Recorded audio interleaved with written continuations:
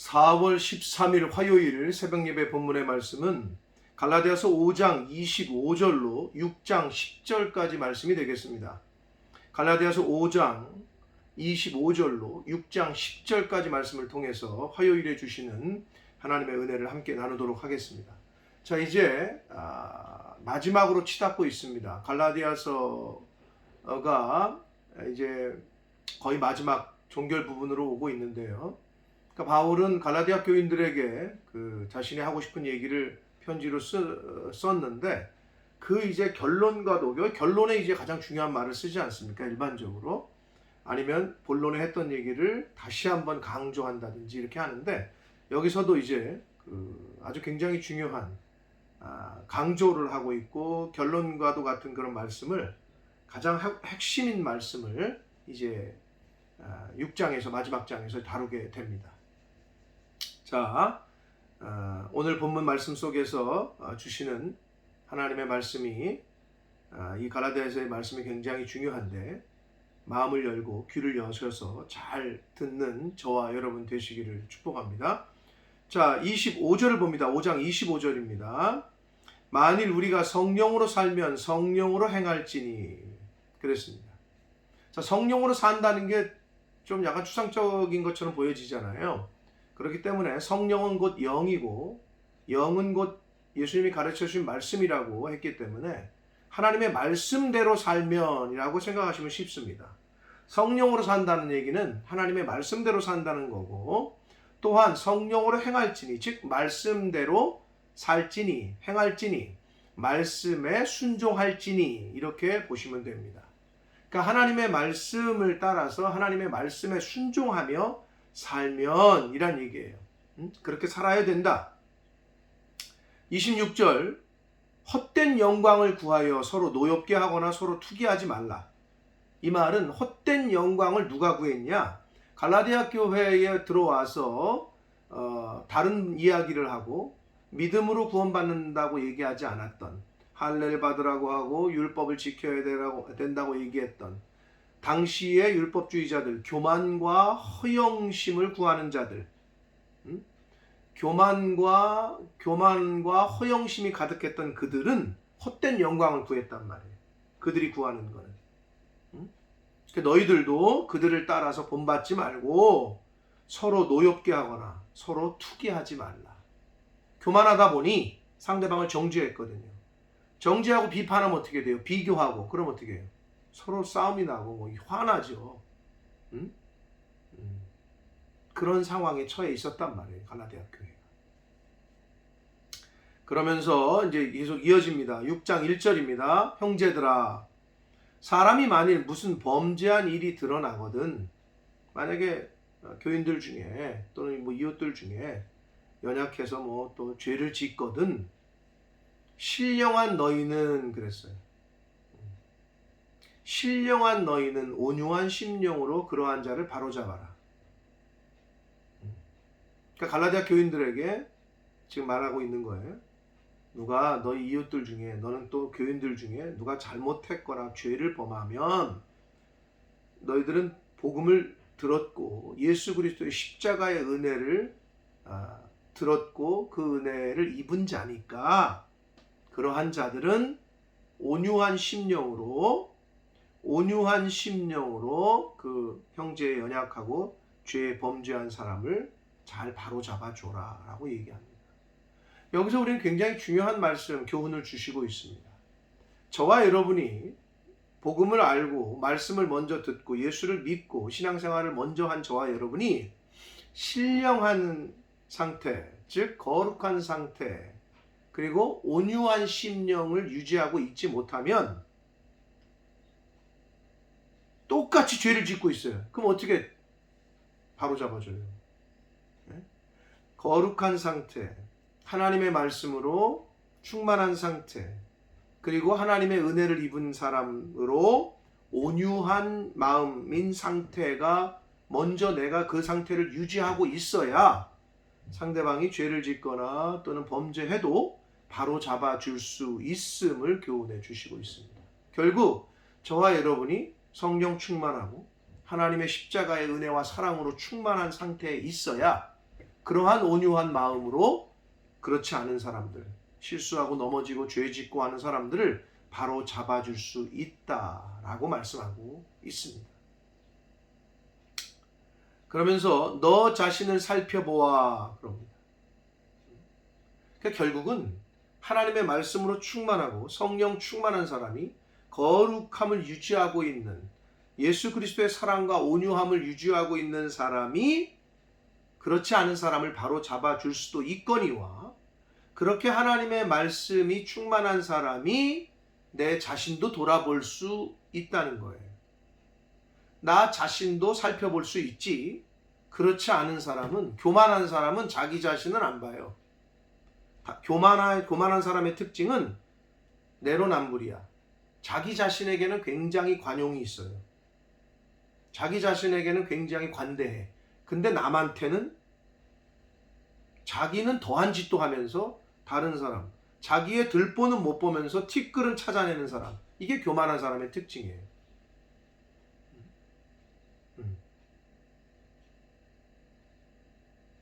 당시의 갈라디아 교인들이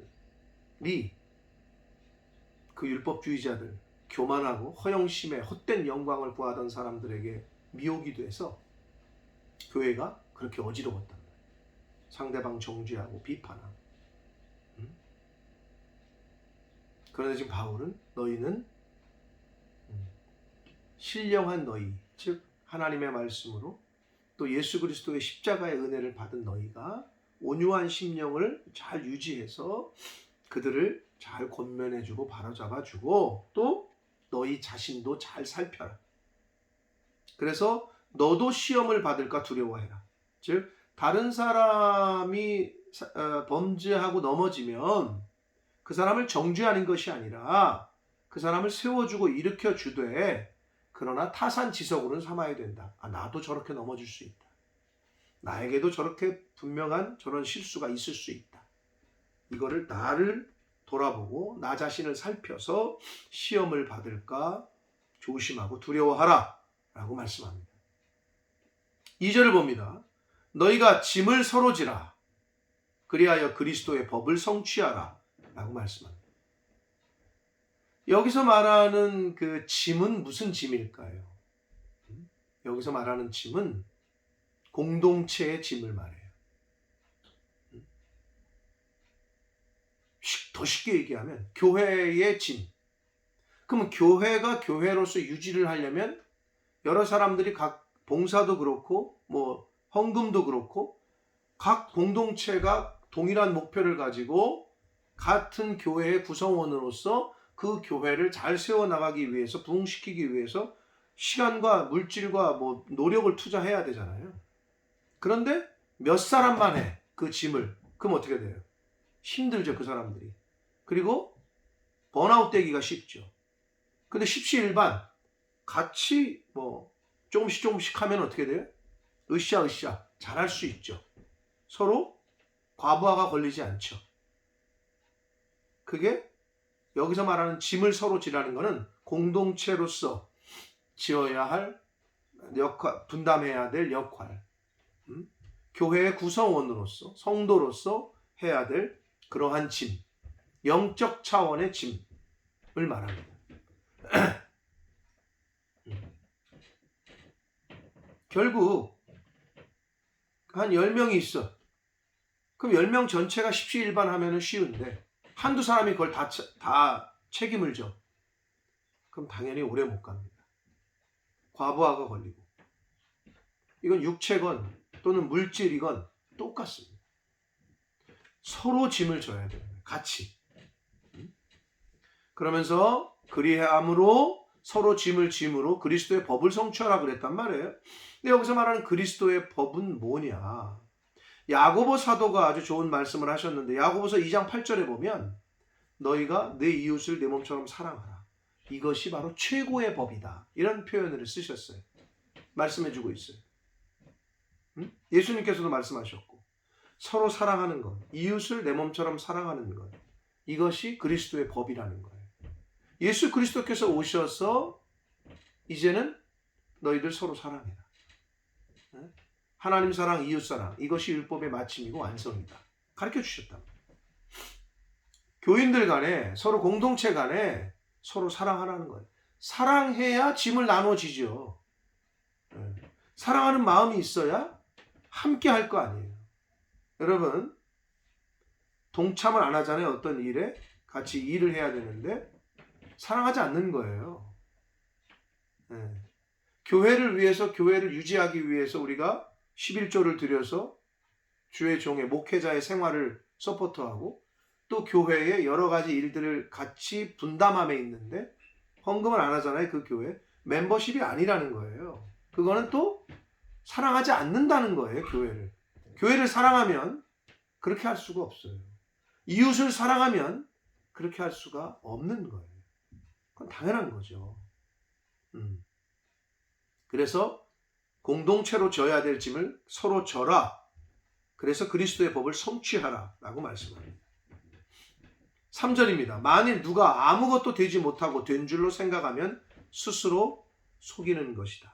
이게 뭐냐면 외식에 빠지고 교만해서 그 서로의 짐을 지지도 않으면서 사랑하지도 않으면서 자신은 신앙생활 잘하고 있다. 나는 이 교회의 성도다. 그러면 자기 자신을 스스로 속인다는 거예요. 서로 사랑하지도 않고 공동체 교회의 일을 같이 나눠서 하려고도 안 하면서 나는 성도야. 나는 하나님의 자녀야. 자기 스스로를 속이는 것이다 라고 말씀합니다. 그러면서 4절을 봅니다. 각각 자기의 일을 살피라. 자기의 일을 살피라는 거예요. 다른 사람의 일에 관심 두지 말고 다른 사람이 왜 저렇게 생활하나 이런 신경 쓰지 말고 내 일을 내 모습을 보라는 거예요. 말씀을 들음으로 내 모습을, 말씀을 읽음으로 말씀을 통해서 내 모습을 살피라는 거예요. 근데 여기서 살핀다라는 말이 그냥 뭐 이렇게 점검하라 이런 뜻이 아니고 원어의 의미는 그 순금을 가려내기 위해서 불로 연단하는 용광로에 놓아서 나머지 금이 아닌 다른 것들은 다 걸러내는 그런 작업을 할 때 쓰이는 용어예요. 그러니까 아주 철저하게 자신을 잘 살피되 순금을 걸러내기 위해서 불로 연단하듯 그런 정도로 자기 자신을 살피라는 거예요. 돌아보라는 거예요. 그리하면 자랑할 것이 자기에게는 있어도 남에게는 있지 아니하리니. 요 말이 좀 한글 그 개역 성경이 좀 번역을 되게 애매하게 해놨거든요. 잘 들으세요. 이게 무슨 말이냐면 자, 순금을 걸러내듯이 불로 연단하듯이 불로 이렇게 정제하듯이 자기 자신을 그렇게 철저하게 나를 살펴서 자기 자신을 들여다보면 다른 사람의 비교를 통해서 나는 저 사람보다는 나아. 아우, 저 사람은 어떻게 저렇게 하지? 교회 올 때 왜 저렇게 하지? 왜 신앙생활을 저렇게 하지? 라고 비교하면서 나를 자랑하는 게 아니라 내 모습을 철저하게 살피면 내 모습 있는 그대로 하나님 앞에 드려야 할, 그리고 신앙생활의 어떤 본이 자랑할 것이 내 모습 속에서 생기는 것이지 다른 사람 비교하면서 나는 저 사람보다는 낫다 라고 스스로 속이면서 착각하는 그렇게 하는 게 아니라는 걸 얘기하고 있는 거예요. 즉 자랑할 것이 나를 통해서 발견이 되고 하나님 앞에 자랑할 것이 있어야지 내 신앙생활을 통해서 다른 사람을 비교하면서 다른 사람을 통한 그 비교를 통한 다른 사람을 정죄하는 것을 통한 자기의 우월감, 이거는 아니다. 남에게로부터 오는 것이 아니다 라고 말씀을 해 주시고 있습니다. 결국 이거는 율법주의자들이 다른 사람과 비교해서 너는 그거 할례도 안 받았어? 우리는 할례 받았어. 너는 율법도 안 지켜? 우리는 율법을 지켜. 이러면서 자기 자신을 자랑하고 드러냈던 율법주의자들을 염두에 두고 한 말이 바로 이 말씀이 되겠습니다. 그러면서 5절을 봅니다. 각각 자기의 짐을 질 것이다. 자, 2절에서 짐을 지라는 게 공동체, 어떤 같이 해야 되는 교회의 전체적인 공동체의 짐을 나누는 거라면 5절에서는 개인적인 짐, 나에게 할당된 짐, 엄마로서의 짐, 부모로서의 짐, 아내로서의 짐, 이런 거는 개인적인 거죠. 자식으로서의 짐. 그러나 교회의 집사로서, 권사, 장로, 목사 또는 성도로서, 교회 멤버십으로서 져야 될 요 짐과는 다른 짐을 말하고 있는 거예요. 각각 자기의 역할들을, 해야 될 역할들을 잘 해라. 그러면서 6절을 봅니다. 가르침을 받는 자는 말씀을 가르치는 자와 모든 좋은 것을 함께 하라. 라고 말씀합니다. 자, 이 말은 하나님의 말씀을, 영적인 것을 나눠주는 사람에게 모든 좋은 것을 함께 하라. 말씀을 많이 들으셨을 거예요. 자, 이 말씀이 얼마나 여러분에게 복이 되냐 하면 이건 하나님의 명령이에요.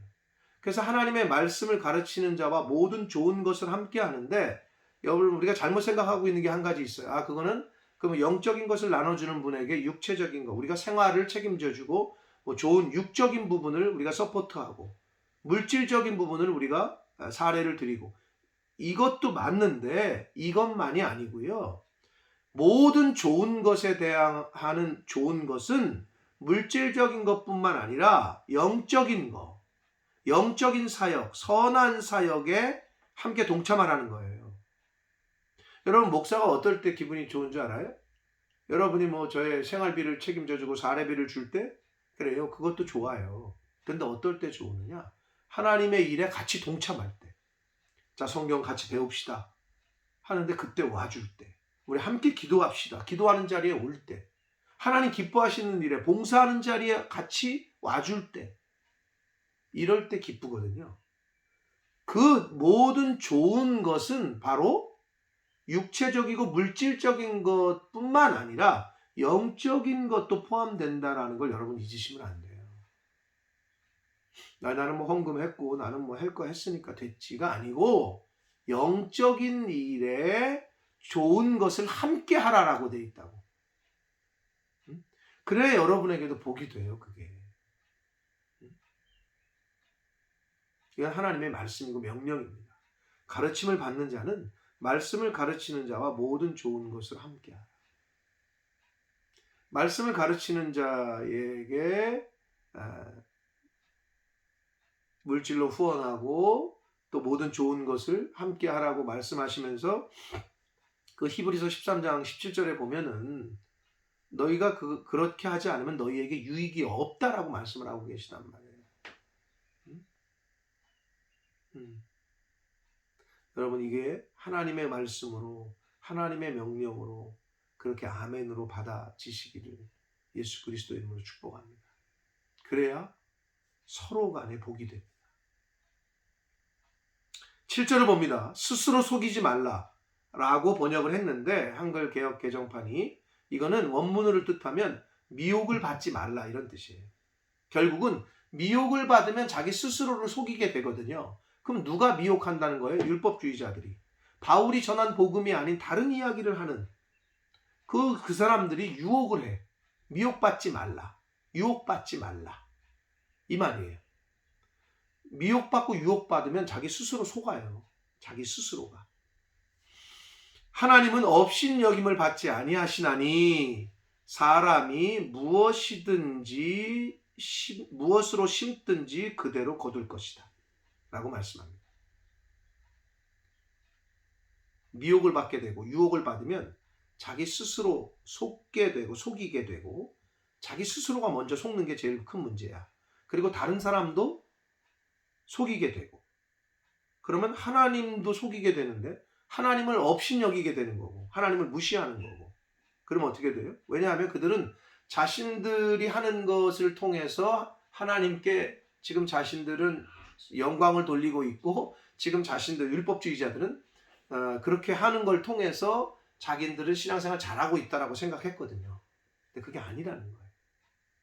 그러면서 무엇으로 심든지 무엇으로 거둔다. 이거는 인간이 한 행위대로 심판하시는 하나님의 심판의 원리를 얘기하고 해주고 있어요. 율법주의자들이 그렇게 율법으로 육체의 것으로 심으면 그대로 거둘게 될 거라는 거예요. 그러니까 너희는 율법을 따르지 말고 육체의 행함으로 육체를 위하여 심는 자가 아니라 성령을 통해서 성령을 위하여 심는 자. 믿음으로 신앙생활을 하라 이 얘기거든요. 자, 그래서 7절의 말씀, 사람이 무엇으로 심든지 그대로 거둔다. 이거는 인간이 한 행위대로 심은 대로 심판하신다는 하나님의 심판의 원리를 이야기하면서 8절을 구체적으로 이제 그 이야기를 해줍니다. 8절 보시면 자기의 육체를 위하여 심는 자. 육체를 위하여 심는 거는 육체로부터 썩어질 것을 거둔다 이렇게 얘기해요. 이게 이제 대조되는 건데 육체를 위하여 심는 자와 성령을 위하여 심는 자가 대꾸를 이루고 있고 육체로부터 썩어질 것을 거둔다는 것이 성령으로부터 영생을 거둔다가 대꾸를 이루고 있거든요. 결국 뭐냐?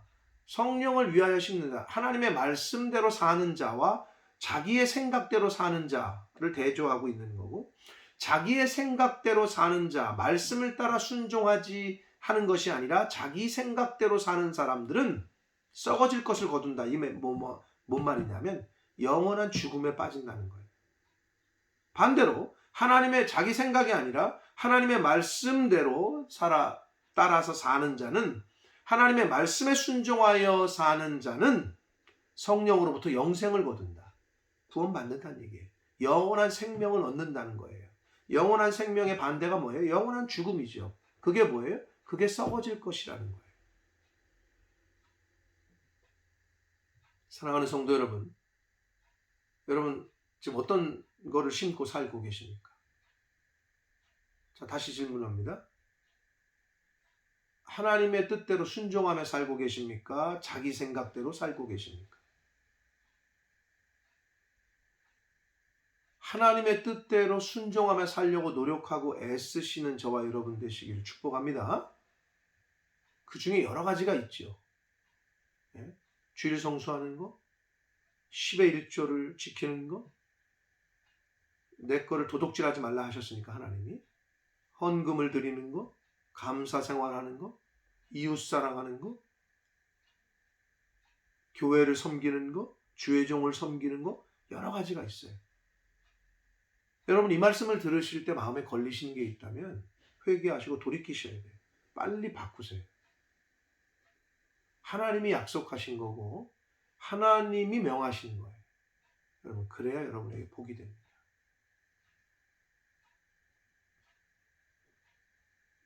무엇을 심으실 거예요?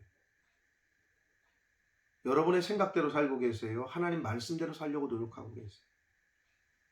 하나님의 말씀대로 하나님의 나라를 위하여 성령을 위하여 심는 자, 하나님의 말씀을 따라 순종하는 자 되시기를 예수 그리스도 이름으로 축복합니다. 9절을 봅니다.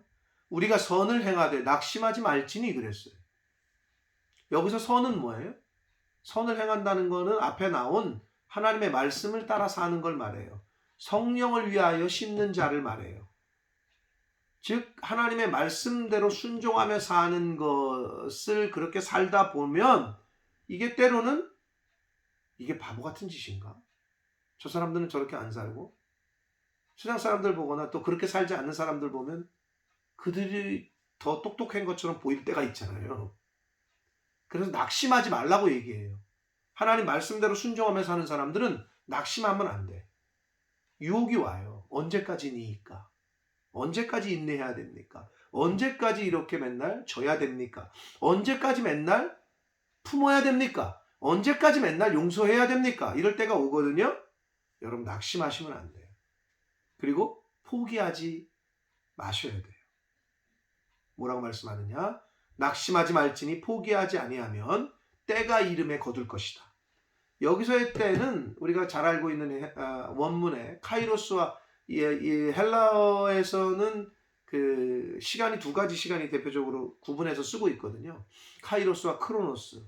둘 다 시간이 때를 말하는데 크로노스는 인간적인 우리 1시, 2시, 3시 일반적인 시간을 말하고요. 카이로스는 하나님의 때, 하나님이 정하신 시간, 하나님의 정하신 때를 말해요. 그때가 되면 여기서 카이로스가 쓰였어요. 하나님의 때가 되면 거둘 거라는 거예요. 사랑하는 성도 여러분, 하나님의 말씀에 순종하면서 사시다 보면 유혹도 오고, 때로는 이게 언제까지 이래야 되지? 포기하고 싶을 때도 있고. 여러분, 그러지 마십시오. 금방입니다. 그리고 그래야 그때 거두어요. 여러분, 기껏 농사를 지었을 때 농사 짓는 게 얼마나 힘들어요. 열매를 맺기까지 가을에. 봄에 그렇게 씨 뿌리고 뭐 물 주고 가서 뭐 김도 매주고 밭도 매고 돌도 걸러주고, 때로는 뭐 비료도 주고 뭐 가서 벌레도 잡아주고. 그래서 이제 거의 가을 때가 왔어. 열심히 수고했는데 추수 전에 포기를 해. 이게 얼마나 어리석은 농부입니까? 네? 영적인 일도 똑같습니다.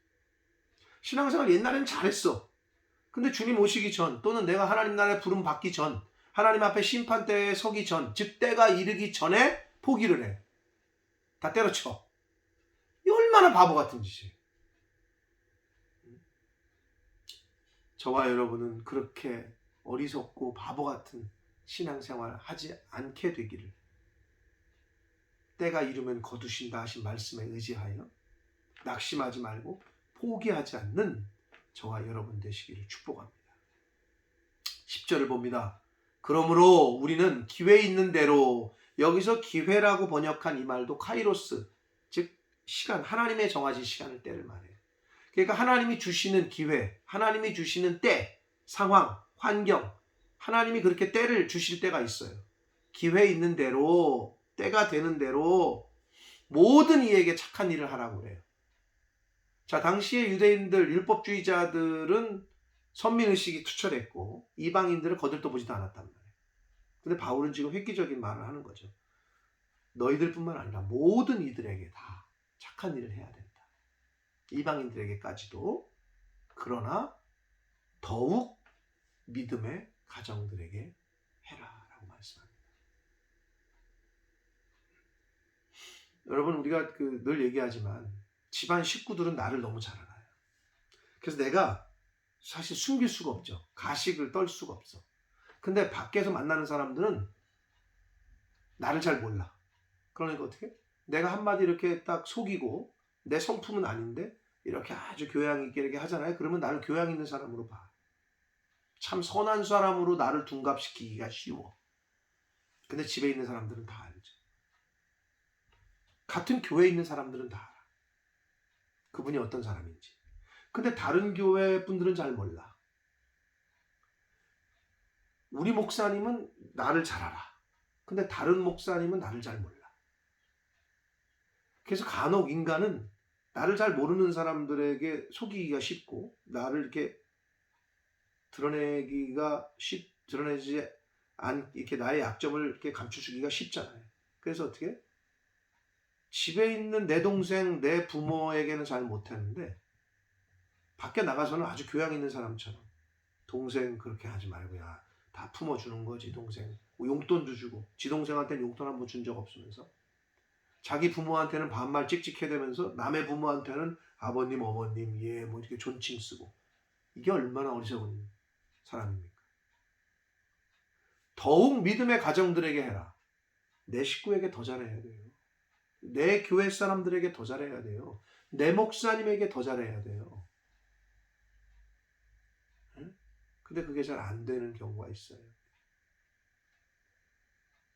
서로 힘쓰고 애쓰셔서, 목사는 성도에게, 성도는 또 목사에게, 또 우리 같은 교회 공동체 식구들에게, 더욱 믿음의 가정들에게 착한 일을 하라고 성경은 말씀해 주시고 있습니다. 사랑하는 성도 여러분, 갈라디아 교회의 소식을 듣고 바울은 너무 마음이 아팠습니다. 그래서 이 편지를 썼어요. 미혹하는 사람들, 율법주의자들의 얘기 듣지 말고 내 얘기 들어라. 믿음으로 말미암아 구원을 얻는 것이다. 너희들이 지금까지 잘 해왔는데 성령으로 시작해가지고 육체로 마치겠느냐? 지금 추수가 곧 가까워 왔는데 포기할 거냐? 포기하지 말고, 낙심하지 말고 포기하지 말아라. 곧 때가 이르면 거두게 될 거다. 믿음으로 시작했으니, 성령으로 시작했으니 성령으로 끝마쳐야 된다. 너희가 심은 그대로 거둘 것이다. 너희가 심은 그대로 하나님께서 그것대로 너희들의 행함대로 심판할 거다라고 말씀합니다. 여러분, 유종의 미를 거두라라는 말이 있습니다. 영적인 신앙의 유종의 미를 마지막까지 잘 거두시는 저와 여러분, 하나님의 자녀된 천국 백성된 저와 여러분들이 되시길 예수 그리스도 이름으로 축복합니다. 기도하겠습니다. 살아계신 하나님 아버지, 감사합니다. 오늘도 새날 주시고 또 생명 주시고 하나님의 말씀을 전하고 들을 수 있는 복된 은혜를 주시니 하나님 감사합니다. 아버지 하나님, 갈라디아 교인들뿐만 아니라 저희들에게도 그런 모습이 있지 않습니까? 남과 비교를 해서 나는 저 사람보다 낫지 하는 생각들이 혹시 내 속에 있진 않습니까? 하나님, 말씀을 통해 듣고 읽을 때마다 나 자신을 잘 살피게 해주시고 나 자신을 잘 분별하게 해주셔서 하나님 앞에 온전한 심령으로 하나님 앞에 보시기에 부끄럽지 않은 모습으로 신앙생활하는 내가 될 수 있도록 하나님 은혜 내려 주옵소서. 아버지, 성령으로 시작했다가 육체로 마치겠느냐? 아버지, 신앙생활 잘 해오다가 마지막에 넘어지고 실패하고 좌절하고 육신의 생각대로 내 맘대로 내 멋대로 신앙생활하는 어리석은 자 되지 말게 해주시고 육체를 위하여 심는 자가 아니라 하나님 말씀에 순종하여 성령을 위하여 심는 자, 하나님을 위하여 행하는 자, 말씀대로 순종하는 자, 그리하여 영생을 거두는 구원의 은혜를, 그 구원의 열매를, 성령의 열매를 거두는 하나님의 자녀된 저희들 모두가 되도록 주여 은혜 내려 주옵소서. 예수 그리스도 이름으로 축복하며 기도 올리옵나이다. 아멘.